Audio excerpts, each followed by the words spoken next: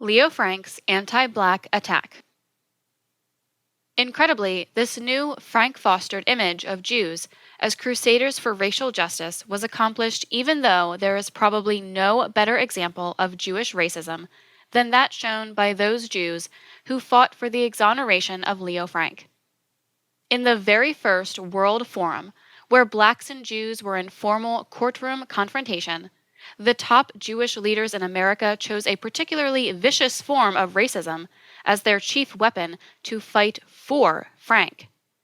They chose a, quote, Negro testimony, end quote, Negro crime, end quote, smell of nigger, end quote, motif over all the formidable weapons in their intellectual arsenal, over all the Old Testament history and wisdom they were privy to, over all the cultural richness of the Jewish diaspora, over all the voluminous ancient midrash or rabbinical commentary on the words of the prophets.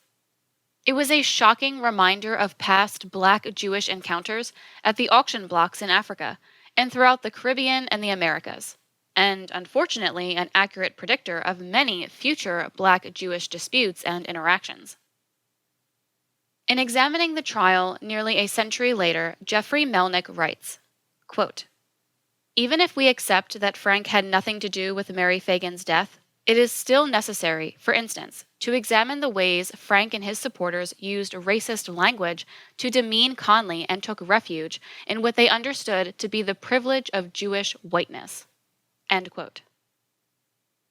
10 years after Leo Frank's guilty verdict and its many judicial reaffirmations, the Anti-Defamation League was unapologetically charging that a black man was guilty of the murder of Mary Phagan.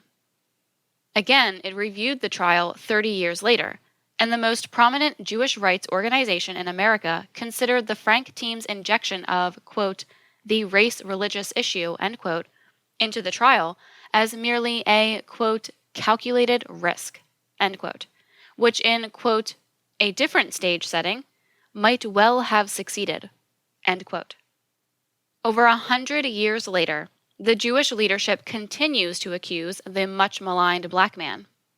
But James Conley represented his own humanity with an inner strength and dignity that cannot easily be dismissed or diminished. Quote, I know I will be either hanged or get a life sentence, but I am prepared to take my medicine. I wrote the notes, and I helped carry the body to the basement, and I know they can punish me for that. When the judge calls me up before him, I am going to ask him not to ask me any questions, but to simply sentence me. If it's to hang, I'll stick to my story. And if it's life imprisonment, there will be no change. It makes no difference what the sentence is. I'll have nothing to add and nothing to take away from the statement I made to the detectives.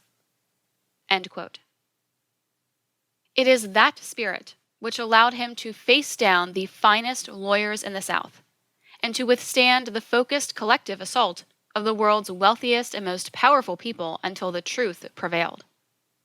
By striking contrast, Leo Frank, the actual killer, admitted no errors, accepted no responsibility, and took no blame.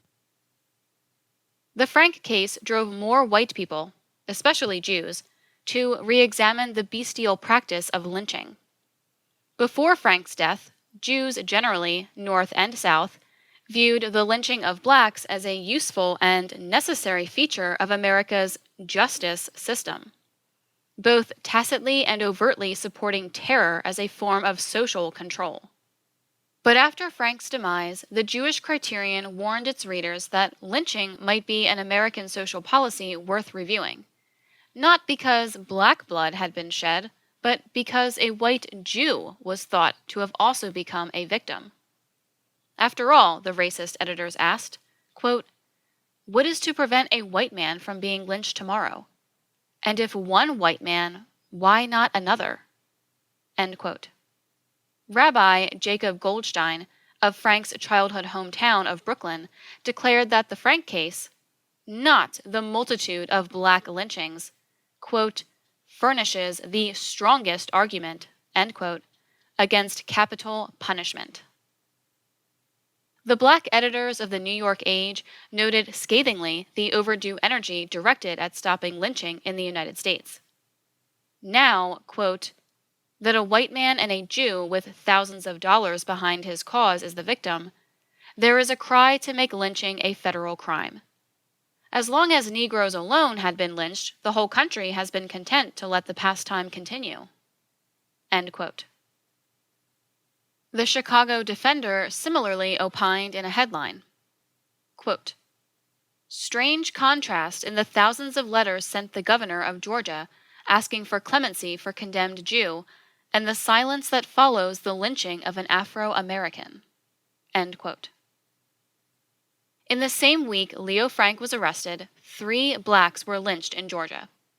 And on the day of the Frank verdict, Joe McNeely, a black man, was taken from a hospital in Charlotte, North Carolina, and shot to death by a mob of whites. That same day, Virgil Swanson, accused of murder, was lynched near Greenville, South Carolina. And a few days later, someone else confessed to the crime. Some relief did come, but not, ironically, from the justice-crusading Jewish leadership. Rather, it was the leader of the Leo Frank prosecution, Hugh Dorsey, who, when he became governor of Georgia, 1917 through 1921, ultimately championed black rights. When first confronted with the horrific 1918 lynching of the pregnant Mary Turner, whose womb was ripped open and her unborn child crushed into the ground by the heel of a white man's boot, Dorsey retreated to the expedient trope that the cause of lynching was black misbehavior.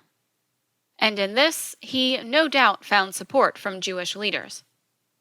In 1921, however, Dorsey had a remarkable change of view and published a ground-breaking study titled A Statement from Governor Hugh M. Dorsey as to the Negro in Georgia. It detailed 135 incidents of racial injustice, including lynching, peonage, and other crimes against blacks that had occurred over a 2-year period. He wrote, quote, to me, it seems that we stand indicted as a people before the world.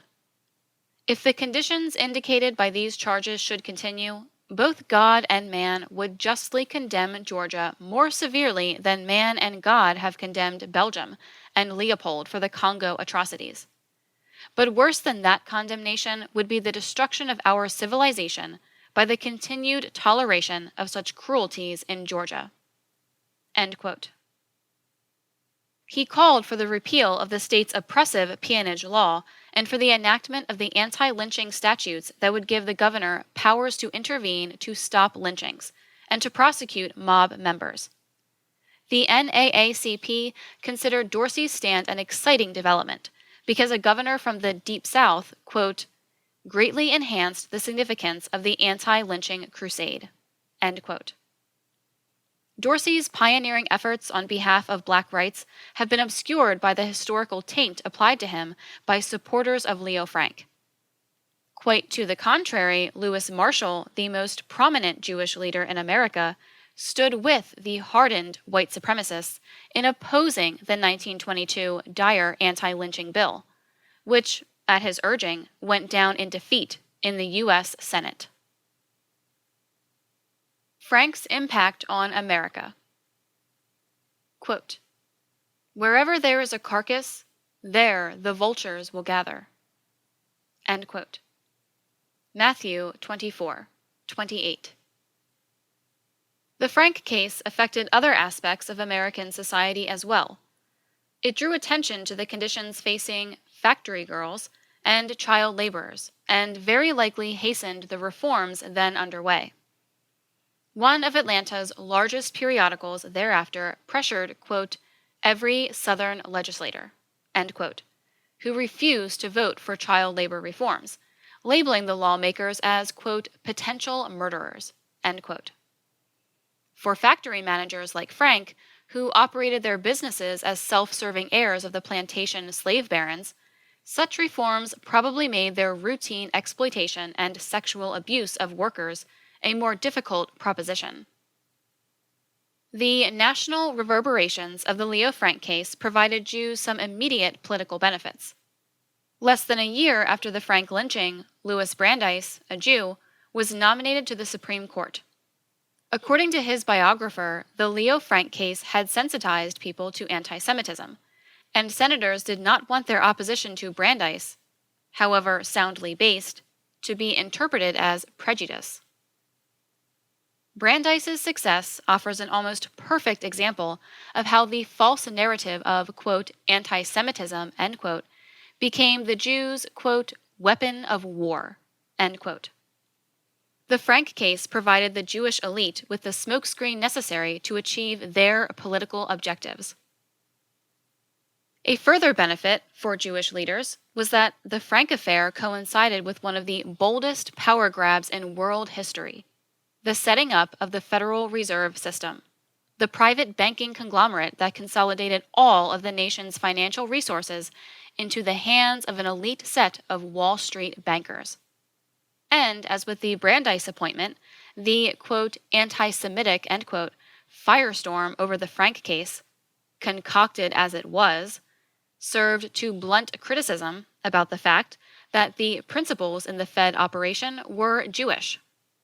One of them, Kuhn, Loeb and Company's president Jacob Schiff, had a clandestine personal relationship and business arrangement with Frank's savior, Georgia Governor John Slayton, an association that lasted well after the lynching. The fact is that blacks and Jews could not have seen the Leo Frank trial in the same way. Just as the interests of the slave and slave master are by nature irreconcilable, so it is with those of blacks and Jews. Once the Leo Frank case is properly contextualized, it will be seen for what it is: a masterly, century-long deception designed to maintain a highly profitable and exploitative black-Jewish slave-slave master relationship. In the end, whoever lynched Leo Frank lynched one of their own white brethren.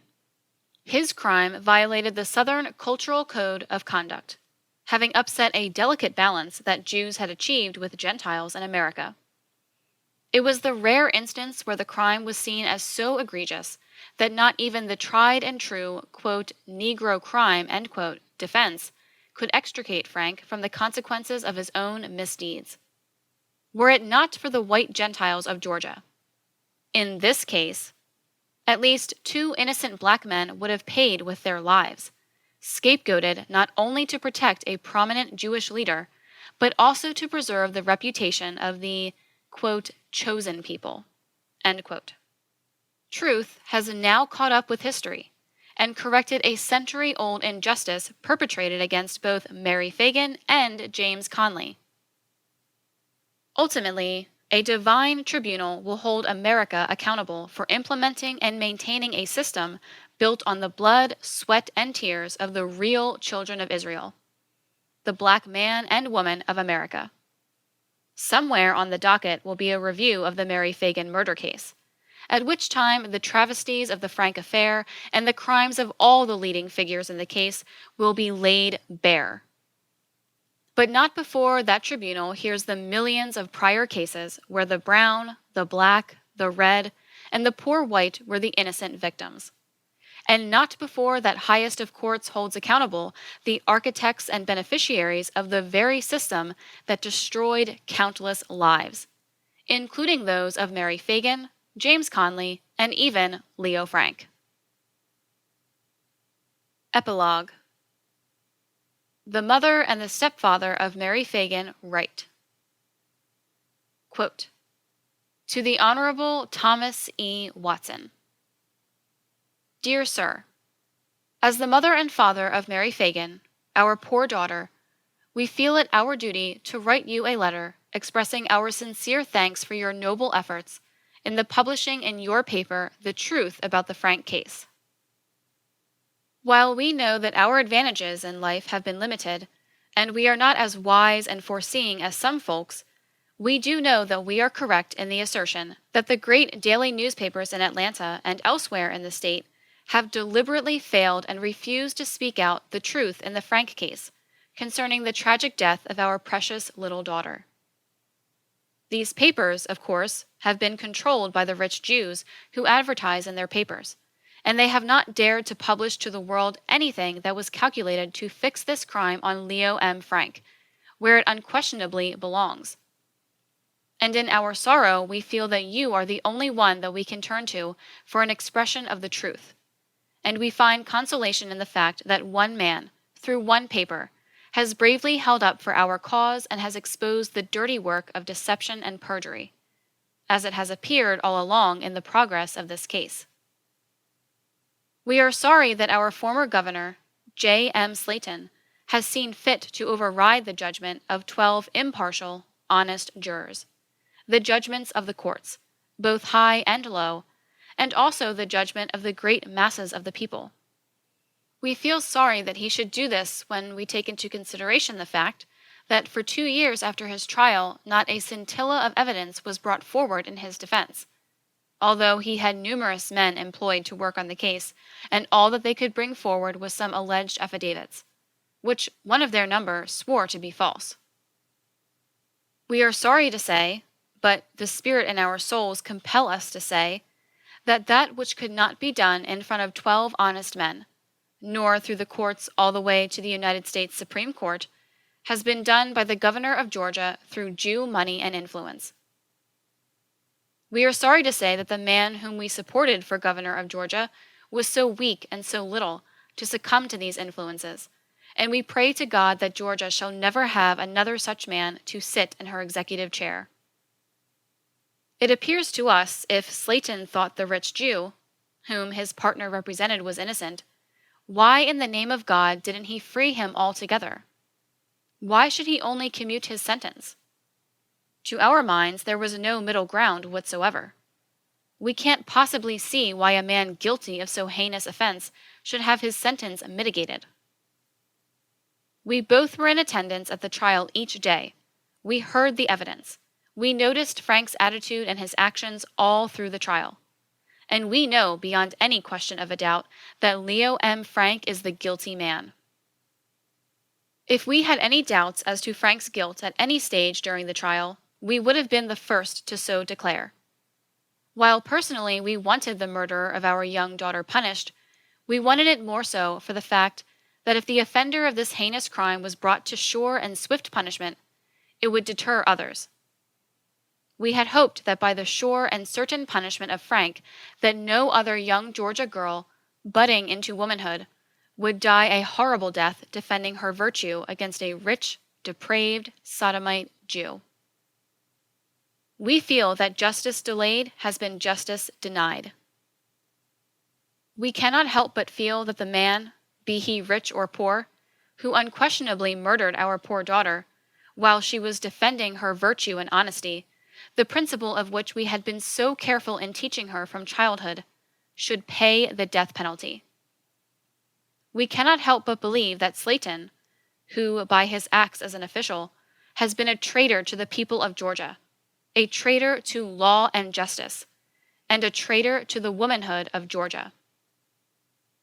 In conclusion, we will say that while the flowers bloom about the last resting place of our dear innocent child, and we are left to tread the balance of our life the dreary path of sorrow, we must declare our deep feeling of gratitude to you, Mr. Watson, for your brave and patriotic attitude in this case.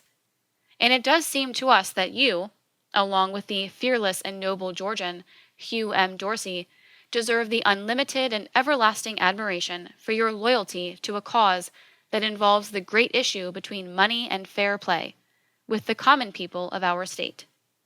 Respectfully yours, Mr. and Mrs. J. W. Coleman. End quote. A statement about Mary Phagan. Quote, "Oh, I am so lonely without her. I never had but one sister, and she's gone.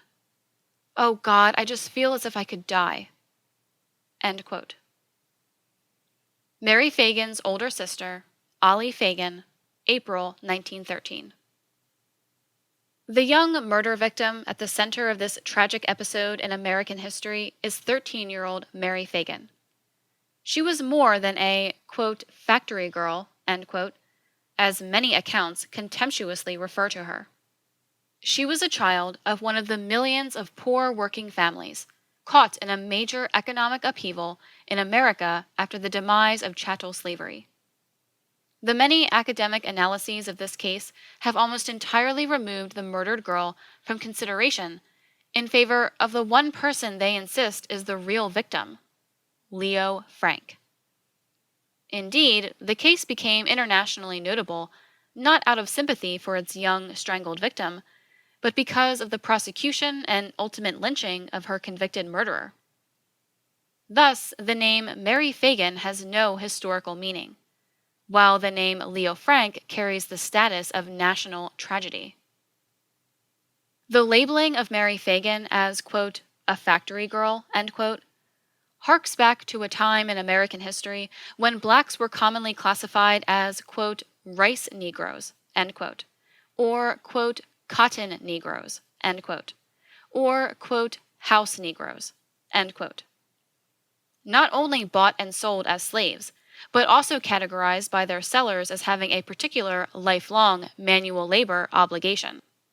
In Mary's time, 50 years after slavery's demise, America's heirs of the slave system made only rhetorical alterations to that highly profitable economic model, such that, through a sophisticated debt system, a sharecropper or tenant farmer became the wholly owned property of the landholder or merchant.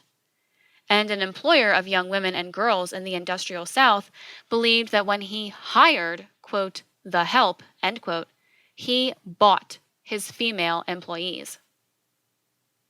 This was the operational power dynamic that resulted in the tragic death of Mary Phagan at her factory workplace, and it is that same dynamic which has misdirected the scholars of the case. And though this volume has grappled with the legal, social, racial, economic, religious, and political details of that sordid affair, we must never lose sensitivity for the suffering that young Mary experienced at the hands of her brutal murderer. It is to Mary Phagan and her family that we dedicate this volume, as well as to all the many innocents, white and black, who became victims of the circumstances and events surrounding her murder. Our conviction about the case is reflected in the title, The Lynching of a Guilty Man. But our goal has been to right a massive wrong and bring justice to an innocent young girl who one day in April 1913 sought to collect her meager pay of $1.20, never suspecting it to be the last day of her life. The Black Unforgotten. Georgia's Lynching Victims. Alex Brown, Augustus Knight, Frank Fountain, Joseph Fulford, Harry Bradley, Reuben Robinson, Lewis Warren, Lewis, Henry Jenkins, Henry White, Jeff Rogers, Hardy Grady, Willis Hardin, Samuel Gibson, Jane Wade, J. R. Dorsey, George Rouse, Thomas Brantley, Peter Stamps, John Hopkins, Henry Davis, Robert Birdsong, Aaron Birdsong, Alexander Etheridge, Jake Braswell, Mary Hollenbeck, James Moore, Daniel Odwell, Unnamed Black Person, Thomas Israel,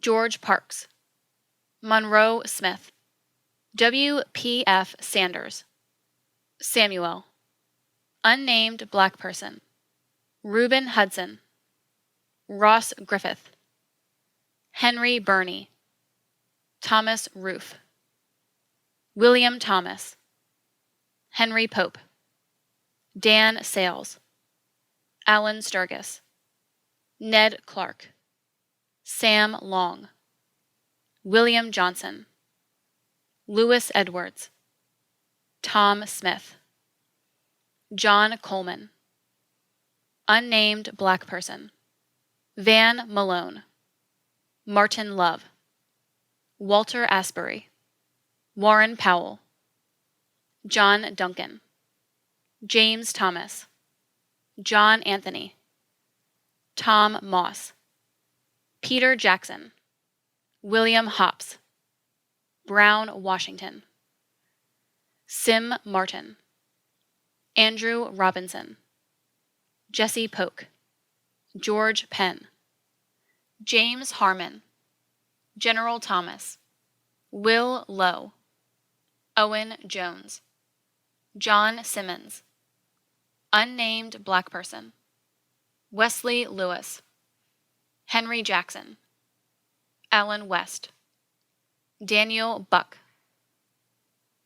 Robert Brown, Will Sutton, William Allen, Charles Mack, unnamed black person, Larkin Nix, Welcome Golding, Robert Knight, William West, Jim Redmond, Gus Robertson, Bob Addison, Anderson Moreland, Lee McDaniel, Benjamin Howard, John Jossie, Jesse Williams, Jack Wilson, Daniel Lewis, James Taylor, Ed, unnamed black person, Ephraim Merschel, unnamed black person, Doug Hasselton, Jack Chambers, Bill Richardson, James Dixon, Arthur Bennett,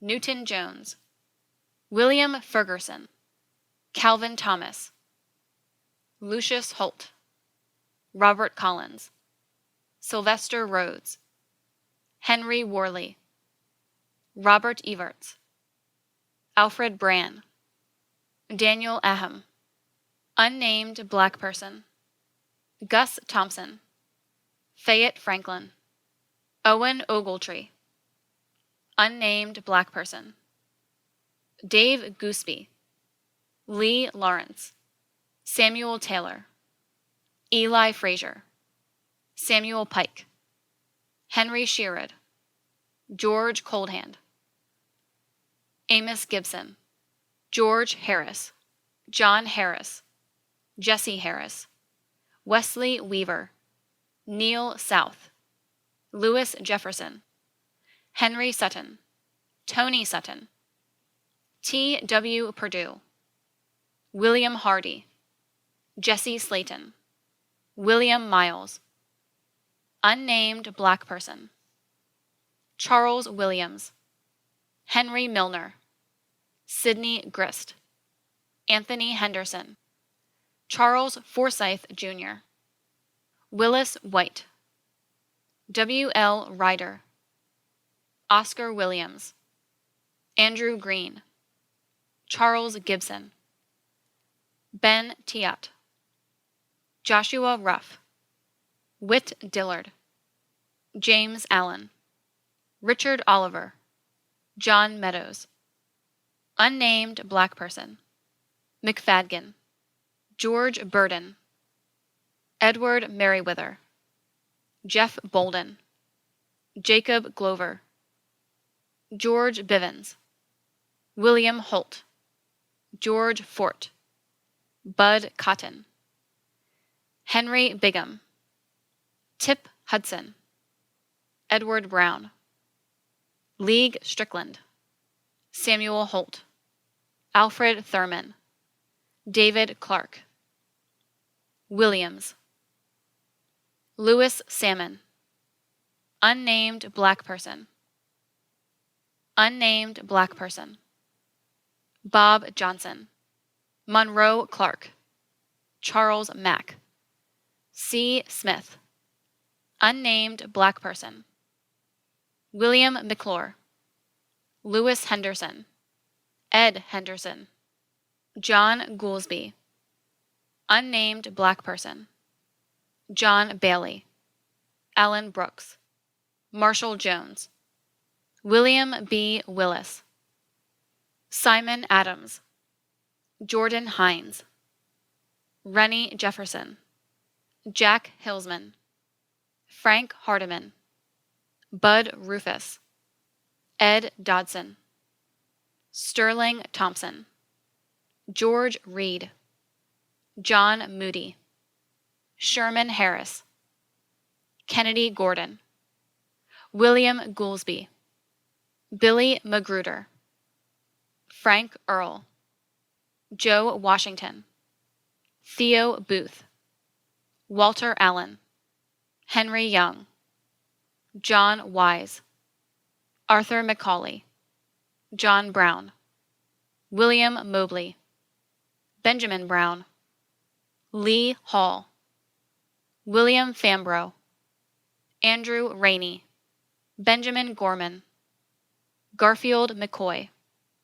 George McKinney, Wiley Annette, Banjo Peavy, Edward Klaus, Unnamed black person, Unnamed black person, Arthur Thompson, John Cumming, John Jones, Paul Reed, William Cato, Sebastine McBride, James Glover, Scott, John Ware, Jack Troy, Edward Martin, Herbert Simmons, Lon J. Aycock, Sandy Price, Gene Yerby, Richard Robinson, Lewis Robinson, Claude Elder, Richard Allen, Robert Harris, Thomas Seabright, Augustus Goodman,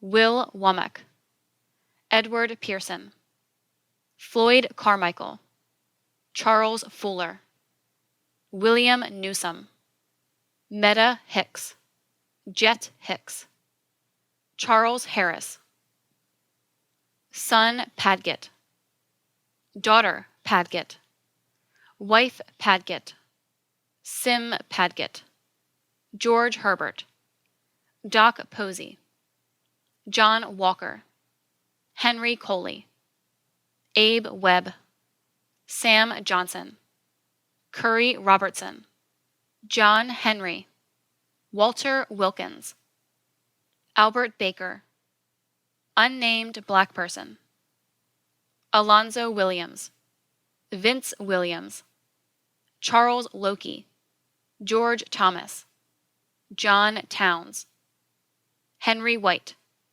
John Fowler, Albert Eichen, Albert Reese, Joseph Hardy, William Carricker, Henry Isaac, King Green, Simon Anderson, John Sweeney, John Harvard, Daniel Lampkin, Will Williamson, Albert Royal, Charles Jackson, Charles Wilson, Unnamed black person, Evan Roberts, Jim Toller, Oglesby, John Walker, William Johnson, Pearlie Kurtz, Charlie Jones, John Vesey, Henry Jackson, Charles Hale, Dawson Jordan, Charles Pickett, Murray Burton, John McLeod, Benjamin Smith, Joseph Moore, Lawrence Cranford, Joe Watts, Thomas Allen, Will McGriff, Will Davis, Unnamed black person, Unnamed black person, Jerry Lovelace, Andrew Chapman, John Warren, Albert Hamilton, Belle Hathaway, Eugene Haming, John Moore, Dusty Crutchfield, Charles Powell, Homer Stewart, Homer Howell, Lee Chitwood, Henry Etheridge, Annie Barksdale, Unnamed black person, T. Z. McElhenney, Ed Collins, Babe Yarbrough, Unnamed black person, Unnamed black person, George MacDonald, John Henry Moore, Samuel Owensby, William Redding, John Shake, Son Lovett, Virgil Swanson, General Boyd, Charles Jones, Nathan Brown, Peter Morris, Eula Barber, Ella Barber, Jesse Barber, Dan Barber. Caesar Sheffield, Samuel Stevens, Peter Jackson, Peter Jambo, Alonzo Green, Son Green, Earl Palmer, Leo M. Frank, John Riggins, Samuel Bland, William Stewart, Felix Lake, Frank Lake, Dewey Lake, Major Lake, John Seymour, Grandison Goolsby, Mike Goolsby, Ulysses Goolsby, Hosh Jewell, Charles Holmes, James Burton, Early Hightower, Jesse McCorkle, Marvin Harris, Lewis, Moxie Schuler, Peter Hudson, Elijah Sturgis, Henry White, Mary Conley, Charles Smith, Joe Nowling, Linton Clinton, M. B. Burnett, George Butts, Clinton Chamber, Rufus Moncrief, Jesse Stater, Collins Johnson, D.C. Johnson, Mac Johnson, Claxton Deckley, Bud Cosby, Spencer Evans, Eugene Rice, Hayes Turner, James Cobb, unnamed person, Mary Turner, Sam Hose, William Head, Will Thompson, Chime Riley, Simon Schumann, 3 unidentified men, John Calhoun, Ike Hardin, John Gillum, Sandy Reeves, Sandy Reeve, Joe Ruffin Jr., William William, Willie Williams, Andrew Ruffin, James Waters, Barry Washington, Denny Richards, Benny Richards, unnamed black person, Eli Cooper, Charles Kelly, James Grant, Ernest Glenwood, Obie Cox, Eugene Hamilton, Mose Martin, William Brown, Jack Gordon, unnamed black person, unnamed black person, Paul Jones, Wallace Baines, Jack Rydicer, Charles West, Philip Gaithers, unnamed black person, Felix Creamer, John Grant, George King, Bob Whitehead, Minnie Ivory, Will Perry, William Ivory, Curly McKelvey, unnamed black person, James Rowland, Samuel Williams, John Lee Abarhart, William Anderson, Rawls Ross, John Henry Williams, Walker Smalley, Lee Robinson Jr., George Lowe, West Hale, Wes Hale, Roy Grove, William Jones, Alfred Williams, Charlie Atkins, William Byrd, Will Byrd, Alex Byrd, Will Anderson, James Harvey, Joseph Jordan, Jake Davis, Shake Davis, John Glover, Cocky Glover, Jim Long, James Johnson, Aaron Harris, Lee Green, John Hayes, John Haynes, Beach Thrash, Penny Westmoreland, Marcus Westmoreland, Robert Smith, Willie Dixon, Willie Wilson, David Wright, Joe Lockhart, Jimmy Irving, James Irwin, S.S. Mincy, George Grant, William Kirkland, John Clark, Willie Clark, William Bryan, Lacey Mitchell. Be with us again next time when we present the next chapter of The Secret Relationship Between Blacks and Jews, Volume 3. The Leo Frank Case, The Lynching of a Guilty Man. Prepared by the Historical Research Department of the Nation of Islam, Chicago, Illinois. Copyright 2016 by Latimer Associates. All rights reserved. Published in audiobook form by the American Mercury with permission of the Historical Research Department of the Nation of Islam. Of the Nation of Islam. Of the Nation of Islam. Of the Nation of